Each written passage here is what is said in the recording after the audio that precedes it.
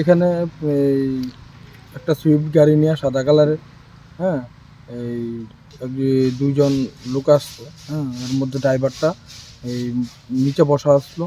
তো তারা গাড়ির মধ্যে নানান অশ্লীল কাজ করতেছে। তো ছোটো ছোটো যে ছেলেরা আছে তারা এ দীক্ষা তারা হাতে নাতে ধরছে, হ্যাঁ, এটার ভিডিও আছে।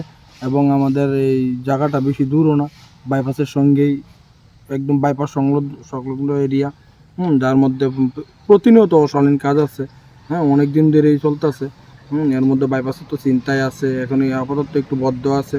তো এই জায়গাটার মধ্যে আমরা প্রায় সময় দেখি এসব কিছু, কিন্তু আজকে হাতে নাতে ধরা হয়েছে, হ্যাঁ, দইরা এইটা আমরা ইয়া করছি।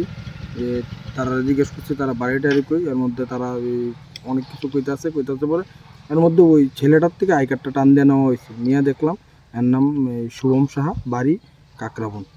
তো এই কাকরাবন তারপরে আমরা এটা নিয়ে স্টেপ নিয়ে তো তারপর এখন আমরা দাবি হইল বিশালগড় থানার পুলিশের কাছে যে এই জায়গাটার মধ্যে যেরকমভাবে অশ্লীল কাজটা হইতেছে, চিন্তা হইতেছে, এইসব যাতে, হ্যাঁ, পুলিশ একটু নজরদারি করে কন্টিনিউ, হ্যাঁ, পুলিশের যে পুলিশ আছে তারা যেন টয়ালদারি রাখে, এবং এই জায়গাটার মধ্যে যাতে এসব বন্ধ হয়। কারণ আমাদেরও তো একটা সমাজ আছে, আমাদের তো যে সমাজটা আছে, সমাজটাকে নিয়ে আমরাও তো খেতে হবে।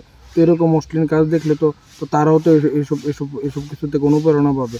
তো আমাদের সমাজটা নষ্টর দিকে যাচ্ছে, হ্যাঁ। তো তাই আমরা চাই প্রশাসনের কাছে যে একদম করুণভাবে বলছি যে আপনারা নজরদারি দিন। এই জায়গাটার নাম কি? এই জায়গাটার নাম হলো মধ্যলক্ষ্মী বিল।